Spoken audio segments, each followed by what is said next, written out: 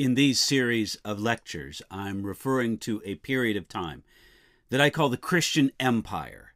Generally, that's from the conversion of Constantine in AD 312 to about the year 1500, which is right on the threshold of the Protestant Reformation. In that very long period of almost 1,200 years, I divide it into roughly two periods: an earlier period from 312 to about the year 1000, and a later period from about the year 1000 to 1500. In this general period that I call the Christian Empire, the church was highly structured as an institution. In the East, it was under the Orthodox churches, and in the West, of course, it was under the Roman Catholic Church. In these centuries, the authority of the church was often expressed through the state, through the government, through the rulers. So, if the church declared someone to be a heretic, it wasn't just a religious problem, it was also a crime against the state.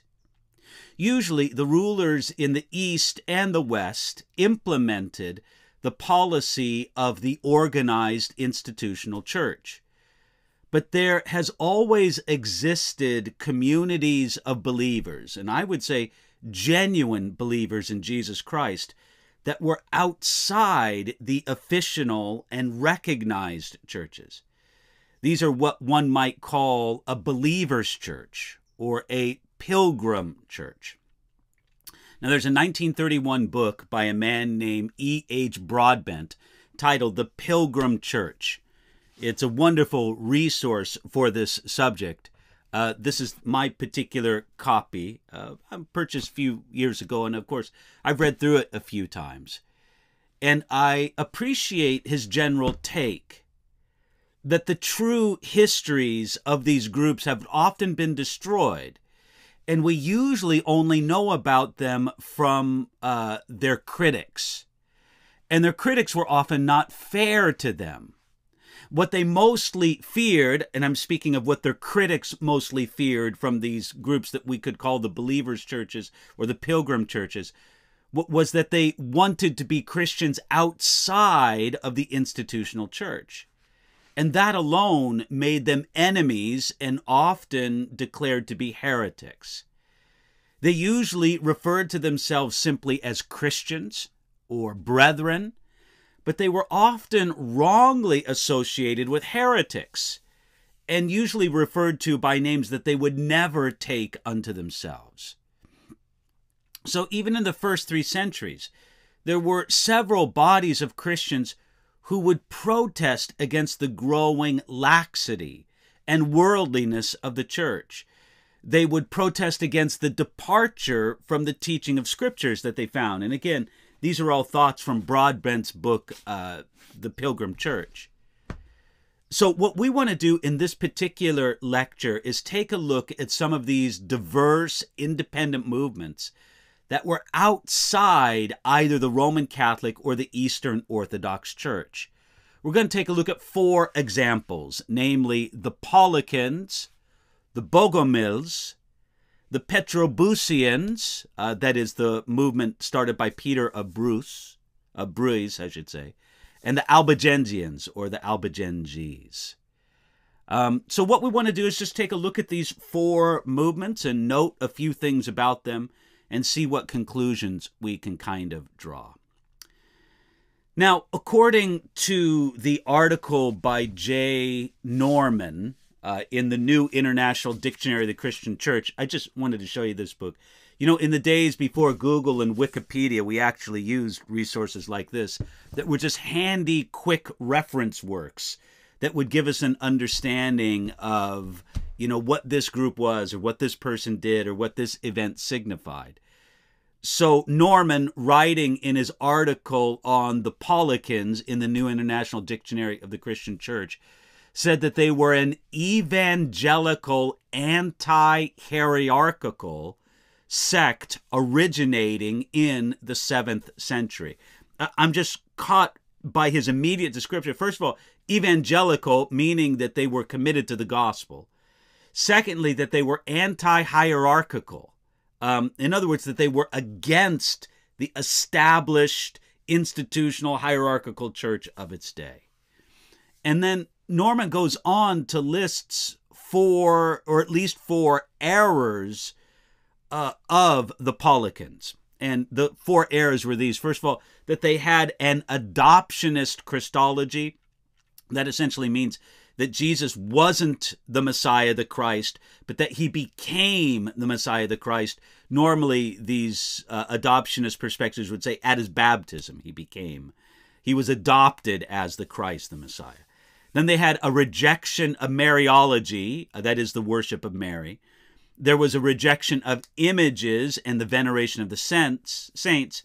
And then fourthly, it was said that they favored Paul above other human authors of Scripture. That's why they were often called the Paulicans, because they were said to be followers of Paul more than anybody else. The story of the Paulicans runs something like this. About the year 653, a man named Constantine received a man on a journey. The traveler was an Armenian man who was captured by the Saracens and then was released, and then he was on his way back home. And as Constantine spent time with his Armenian guest, it was apparent that the Armenian visitor had something precious that he was very excited about. He had a manuscript that contained the four Gospels and the letters of Paul. He ended up leaving it with Constantine, who made these writings the focus of his constant study. So here's a Constantine man who had never been exposed to the written scriptures before, and now he had at least a partial New Testament in his grasp, the Gospels and the letters of the Apostle Paul. And his life was radically changed by the scriptures. He changed his name to Silvanus, because he's a man in the New Testament who was the constant companion of the Apostle Paul. He kind of networked and connected with other believers who didn't like the icon worship and the superstitious nature of some of the Eastern Church, the Orthodox Church, the Byzantine Church of that day. And because of these things, he became a target of persecution. For about 30 years, this man, Constantine, who changed his name to Silvanus, he worked in Armenia and traveled all around the region doing ministry. By the year 684, his ministry was so effective that the emperor issued a decree against these congregations of believers and against Silvanus personally. The emperor sent a special aide named Simeon to arrest Silvanus and to stop him. But when he found him, he gathered many of his followers. He gave them all rocks and commanded them to stone Silvanus to death. They all refused. And this was, of course, at the risk of their own lives. But eventually, this man, Simeon, found one man named Justus, who had been brought up by Silvanus as an adopted son. He had received much special kindness from him. This man, Justus, was willing really to betray his adopted father, Silvanus. And he did, and he executed him. Simeon was so affected by all of this, by the bravery of Silvanus and his martyrdom, by the rallying of all the community around Silvanus, except for this one man, Justus. He was so affected by this that Simeon converted and became a follower of Silvanus even after his death and his ideas. Another leader of those called the Paulicans was a man named Sergius. In Armenian, I guess you would say his name was Sarkis. He said of his ministry of 34 years, and again, he was more than 100 years after the time of Silvanus, the years 800 to 834. He said this, "I have run from east to west and from north to south, preaching the gospel of Christ until my knees were weary." He worked as a carpenter, but he traveled widely preaching, healing divisions among Christians, and sharing God's love. This is what Broadbent writes about the conversion of this man, Sergius. He says, his conversion came about through his being persuaded to read the scriptures. A believing woman asked him why he did not read the divine Gospels. He explained that only priests might do this, and not the lay people. She replied that God is no respecter of persons, but desires that all be saved and come to a knowledge of the truth, and that it is a trick of the priest to deprive the people of their share in the Gospels. So Sergius read and believed, and he long testified most effectively for Christ. It is said that the letters that Sergius wrote were circulated widely, and they were greatly valued. And the only thing that could stop his ministry was death. He actually was cut in two with an axe by his persecutors. But he influenced many people, and he left many people who carried on his work. These men labored during a span of some 200 years, from the middle of the 7th century, when Sylvanus began his work, to the middle of the 9th century. Again, Broadbent says that he was one of the most distinguished of a series of men whose godly character and devoted service enshrine their names in the memory of a heroic people. Now, at times, these Paulicans were persecuted mercilessly.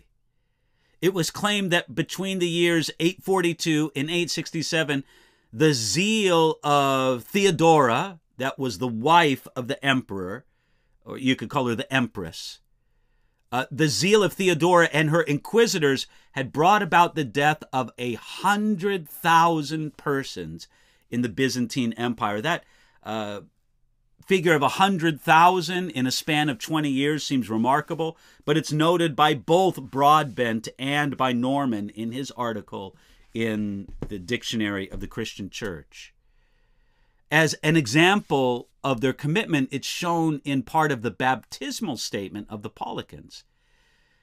It's sometimes in some places when the Paulicans were going to baptize somebody, this is what they would ask the candidate for baptism: "Are you then able to drink the cup which I am about to drink, or to be baptized with the baptism which I am about to be baptized?" They're echoing the question that Jesus asked James and John when they said that they wanted to follow him and receive special favors in his kingdom. And this was to be the answer of the baptismal candidate. "I take on myself scourgings, imprisonment, tortures, reproaches, crosses, blows, tribulations, and all temptations of the world, which our Lord and intercessor of the universal and apostolic Holy Church took upon themselves and lovingly accepted them. So even do I, an unworthy servant of Jesus Christ, with great love and ready will, take upon myself all these until the hour of my death." So again, we see a very strong commitment and focus upon Jesus Christ among the followers of the Paulicans. Now, as late as even the 17th century, there were some congregations known as Paulicans in parts of Bulgaria, reaching even north of the Danube, where they were described by the Orthodox Church as being convinced heretics and as those who condemned the Orthodox Church as idolatrous. Norman says in his article, "They continued to exist in scattered communities in Armenia, Asia Minor, and the Balkans, influential at least until the 12th century, even spreading to Italy and France. The Crusaders found them everywhere in Syria and Palestine." So I find the understanding of the Paulicans to be very interesting. And if I could, before we go on and discuss a second group, just to review for ourselves what were the claimed errors of the Paulicans. First of all, they had said to have an adoptionist Christology, but notice they rejected Mariology. They rejected the worship or the veneration of Mary, and they rejected the images and veneration of the saints. And it is said that they favored Paul above other human authors of Scripture. Well, I wonder about the first charge of a defective understanding of Jesus. Was that accurate? Was it an exaggeration? Because again, there's a tendency with the institutional church, especially of those ages, but the same tendency exists today in some regard. The churches of the East under the Orthodox communions, the churches of the West certainly under the Roman Catholic Church, to regard anybody as dangerous heretics who just doesn't want to fit under their fold. That they have to encompass everything that is Christian wherever they have authority or influence. So it just makes me wonder, to what effect, to what degree was the understanding or the doctrine of the Paulicans truly heretical? Maybe it was. Maybe they were so lost in their adoptionist Christology, if they had one at all. Maybe they were so lost in it that they just really could not be understood to preach a biblical Jesus. Or maybe that accusation was a gross exaggeration from their critics. Well, interesting things to think about. Let's take a look at a second group, the Bogomiles, that is, those who were the friends of God. In the 9th century in Bulgaria, there arose a group often called the Bogomiles. It's a Slavic name meaning the friends of God. George Giacomakis, writing again in the New International Dictionary of the Christian Church, this is what he says about the Bogomiles. He describes them as a group that arose toward the latter part of the 11th century, especially in Bulgaria, and was considered heretical by the Eastern Orthodox Church. Much of what is known about them comes from hostile writers sympathetic to the established church of the day. Their views of the sacraments were in some ways similar to several Protestant groups in later centuries. The Bogomiles opposed the sacramental materialism of the church. And Giacomakis listed some of the errors that the Bogomiles were accused of. So here are the claimed errors of the Bogomiles. Sometimes in the literature, I find their name written with an E in it and sometimes without, but I think it's pronounced Bogomiles. Number one, it is said that they opposed the sacramental materialism of the church. Number two, they held that spiritual baptism was important, not water baptism. According to Giacomakis, the spiritual baptism embraced by the Bogomiles took place by the laying of the Gospel of John, an actual book of the Gospel of John, upon the head of the subject being baptized and then chanting the Lord's Prayer, which would certainly be a strange way to baptize anybody. They were also said to have received the bread and the cup of communion spiritually, not materially or physically. And it is said of the Bogomiles that they rejected almost all of the Old Testament. Now, writing about them in his book, The Pilgrim Church, Broadbent says this: out of a multitude of whose very names have been forgotten, the memory of a few has been preserved. One of them is Basil, who, through continuing to practice as a physician in order to earn his living, he set a good example of, and so as to rebuke the lazy lives of those who made religion an excuse for begging. He was, for some 40 years of his life, an unstoppable man in his preaching and teaching. It is said, again according to Broadbent, that Basil was invited to speak to the Byzantine emperor, and when he was alone with the emperor, he spoke to him freely and very passionately about Jesus and the Christian life. But then suddenly, the emperor opened a curtain that revealed a scribe who had written down everything that Basil had said in shorthand, and they used his own words as evidence against him. They threw him into prison, where he stayed for some 8 years, refusing to deny the truths that he told the emperor. Then he was publicly burnt at the end of those 8 years at the Hippodrome in Constantinople. That event is described by Broadbent in the sources he quotes. It said that at that burning of Basil at the Hippodrome in Constantinople, that the emperor's daughter said that the events were all quite satisfactory to her, that Basil was a lanky man with a sparse beard, tall and thin, And she commented on how the fire crackled and how Basil turned his eyes from the sight of the flame and how he shook as they took him to it. In the persecutions that followed against the Bogomiles, the princess, that is the daughter of the emperor, laughed at their very low origins, that they looked like peasants and commoners, and how they had the habit of bowing their heads and muttering something with their lips, no doubt praying often. One writer named Eurythmus, who died in 1118, he wrote this. He said, "They bid those who listen to their doctrines to keep the commandments of the gospel and to be meek and merciful and of brotherly love. Thus they entice men on by teaching all good things and useful doctrines, but they poison by degrees and draw to perdition." And then there's another quote by Broadbent about a man named Cosmas, who describes the Bogomiles.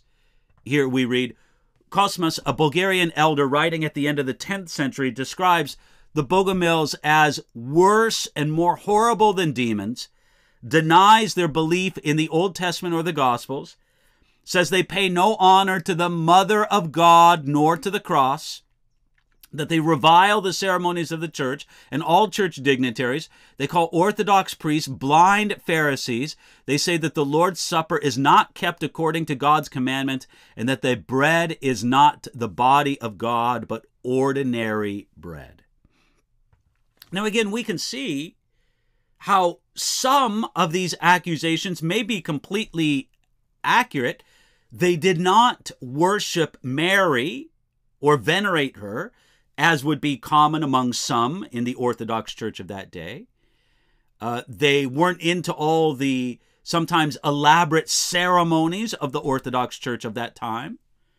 They didn't respect the leaders of the Orthodox Church. They didn't want to be under the Orthodox Church and follow their customs. So no doubt some of those were true.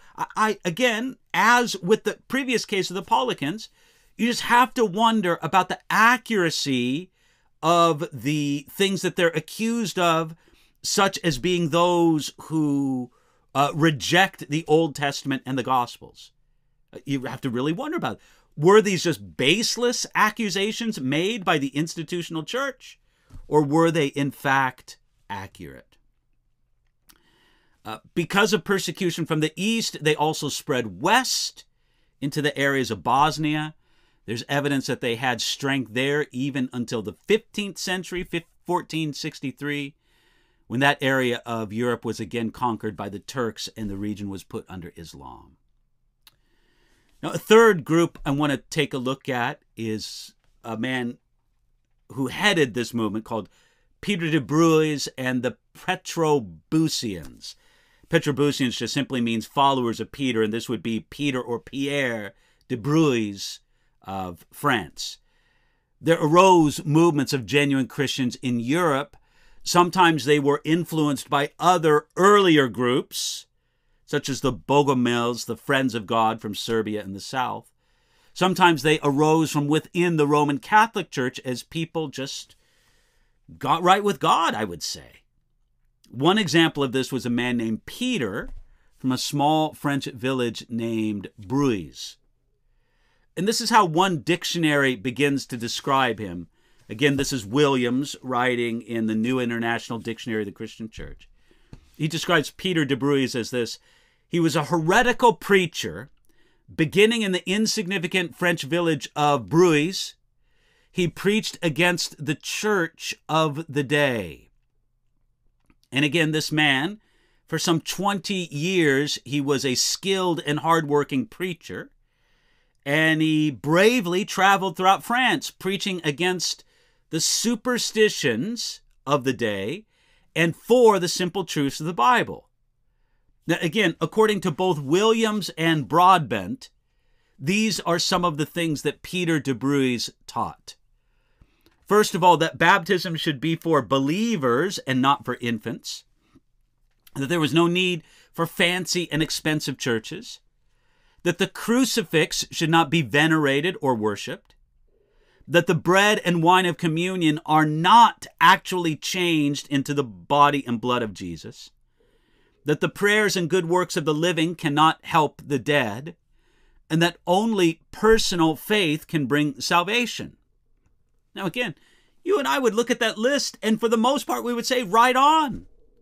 But again, since he was very much against the Roman Catholic Church of his day, branded as a dangerous heretic. Now soon a very powerful monk named Henry joined de Bruys, and Henry was a powerful and popular preacher of what they both believed. Their movement was so popular that the leading church figure in Europe at the time, Bernard of Clairvaux, was called upon to oppose Peter and Henry. Bernard found that the churches were empty and the people were totally turned off to the priest because of the influence of Peter de Bruys.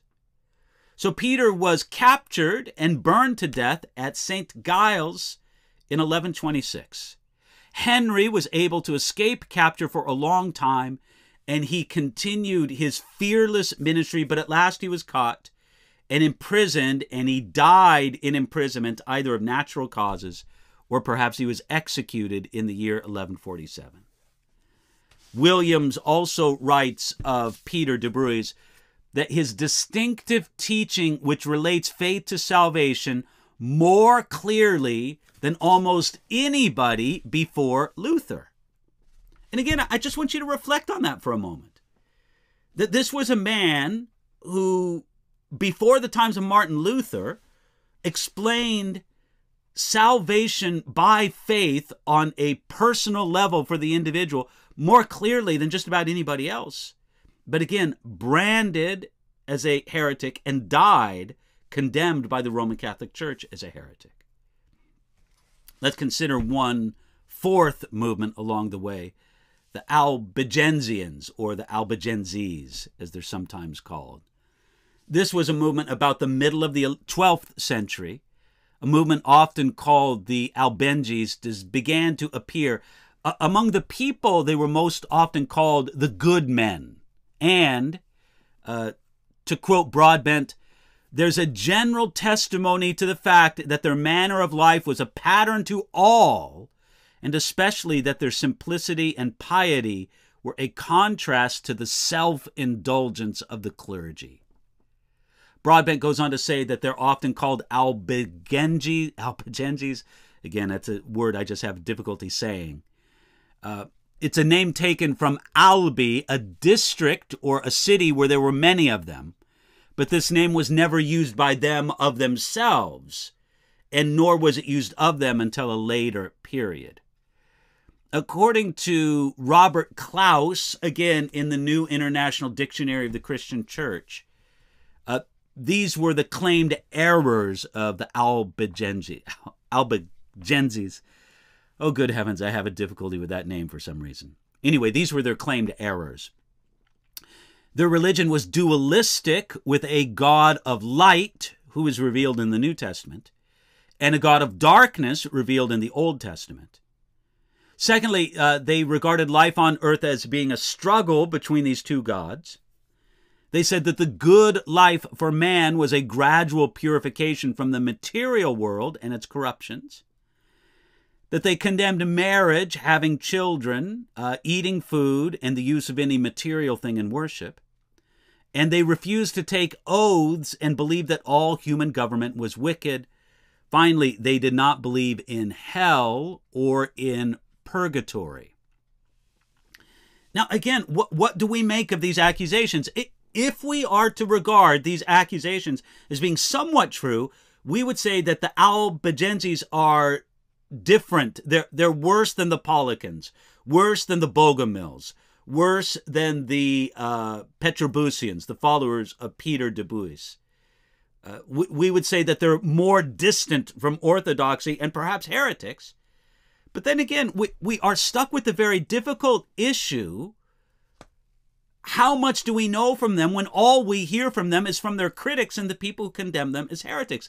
How accurate were their critics in describing what they really believed? These are things that are just very difficult to determine with any kind of confidence from history. According to Broadbent, they had intimate or close connection with the brethren, whether they were called the Waldenses, the poor men of Lyon, the Bogomiles, or whatever, but in the surrounding countries where churches spread among the various peoples. He says that Pope Innocent III required of the Count of Toulouse, Raymond VI, who ruled in Provence, and other rulers and prelates of the south of France, that these heretics should be banished. Raymond VI was reluctant, and eventually the Pope declared a crusade against such heretics in the region in the year 1209. This was an example, again, cited by Broadbent in some of the way that persecution came to these followers. He writes this: when the town of Béziers was summoned to surrender, the Catholic inhabitants joined with the dissenters in refusing, though warned that if the place were taken, no soul should be left alive. The town was captured, and of the tens of thousands who had taken refuge there, none were spared. At the capture of another place, La Minerve, about 140 believers were found, women in one house, men in another, engaged in prayer as they awaited their doom. De Montfort had said that a great pile of wood was prepared and told them to be converted to the Roman Catholic faith or climb on that pile. They answered that they owned to papal or priestly authority nothing, and that only to Christ and his word. The fire was lighted, and the confessors, without hesitation, entered the flames. Now, again, there are heretics who sometimes die very bravely. But oftentimes, the willingness to hold on to a belief until death can be, it's not absolute by any means, but it can be an evidence to an integrity of doctrine. So I'm not here to testify on behalf of the Albigenses, but just simply to say that we should at least be careful in our assessment of them. Now, in this general period, now we're talking 13th century in Europe, Broadbent quotes the words of an inquisitor named Rienerus. He died in 1259, and he left this record regarding a group, the Waldenses. We're going to consider the Waldenses in a future lecture, but I just wanted to give at least this quote regarding them, because they're very much along the same kind of lines as the Paulicans, the Bogomiles, the Petrobusians, the Albigenses, although we're recognized that perhaps the Albigenses were as serious in their error as represented. We're just a little more uncertain about that. But here is what Inquisitor Renius said about the Waldenses, people who were also outside the institutional church. He wrote this: concerning the sects of the ancient heretics, observe that there have been more than 70, all of which, except the sects of the Manichaeans and the Arians and the Runcarians and the Waldenses, which have infected Germany, have through the favor of God been destroyed. Among all those sects, which either still exist or which have formerly existed, there is not one more pernicious to the church than that of the Leonists. He means the Waldenses. And this is for 3 reasons. The first is because it has been of longer continuance, for some say that it has lasted from the time of Sylvester, other from the time of the apostles. The second reason is because it is more general, for there is scarcely any land in which this sect does not exist. Let me pause just for a moment, going on to the next slide of this statement of the Inquisitor Renius. He says the 2 reasons why the Waldenses were so dangerous was, number 1, they've been around forever, maybe even back to the apostles. That should maybe give you pause. Number 2 is that they are everywhere. They are embraced by the popular people. And then here is the third reason is, he says the third reason is because while other sects, through the enormity of their blasphemies against God, strike horror into the hearers, this of the Waldenses has such a great semblance, that is, an appearance of piety, inasmuch as they live justly before men and believe every point, well respecting God together, will all the articles contained in the creed, only they blaspheme the Roman Church and clergy, to which the multitude of the laity are ready enough to give credence. Look, let me just summarize Inquisitor Rennius against them. About the only thing he could really say against them is that they spoke against the Roman Catholic Church. As far as we know, that was their great crime or heresy. So, we have these groups that come up throughout church history that are often and almost always condemned as being terrible heretics. But when you dig into their history, it's not so clear. Maybe they were heretics and had serious errors of theology. But certainly, in the view of the day, their greatest crime was simply not wanting to be under the umbrella of the bureaucracy and the institution of the great ruling churches of their day, whether they be the Orthodox churches of the East or the Roman Catholic Church of the West. Now, why? Why was this unity in the church so severely enforced? Well, like many things in history, the story of these ancient groups that were branded heretics, it's often complicated. Were they really heretics, or did they just reject the institutional church in either the East or the West? It's often hard to tell. Were they guilty of all that they were accused of?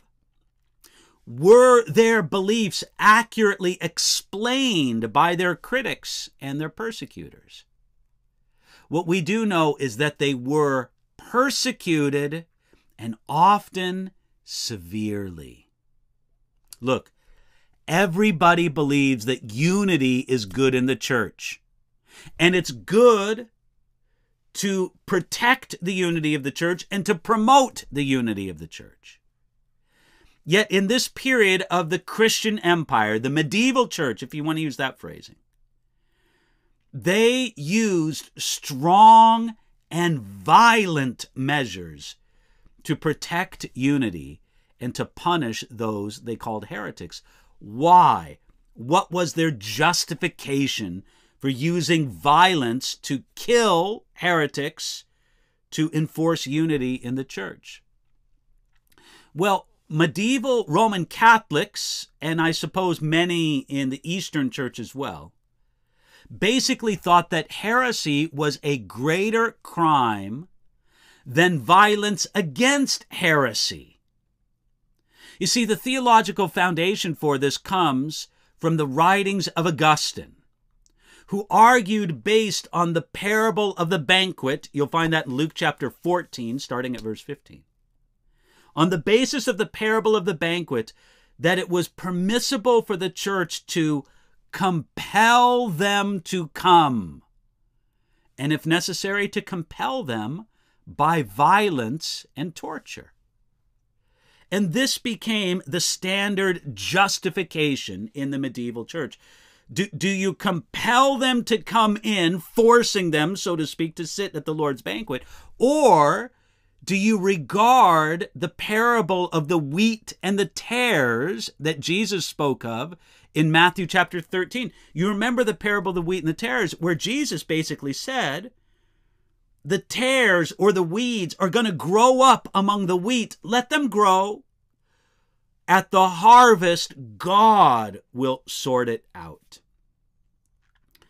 But this standard justification of compel them to come in was used throughout the Middle Ages to justify the use of force in religious disputes. Now, certainly God does not want his people, and especially leaders among his people, to be entirely passive in the face of heresy and false doctrine. But these examples from the medieval church show us, at least it shows me, you can make your own opinion, that it really isn't within the place of the church to be the instruments of violence against heretics, against persecutors, nor to allow the state to do it under the guise of it's not the church, it's the state. In any regard, I think that these were dark things in the history of the church, and that it would take time until a better way was established. That's it for this particular lecture. So pleased that you could join us. Continue on with us, please, as we continue to walk through the history of Christianity. These lectures concern what we might call the first part of Christian history up to the Reformation. And this particular lecture has been on general trends and developments in the Christian Empire period from the year 312 to 1500. Thanks for joining us. Hope you can join us again for later lectures.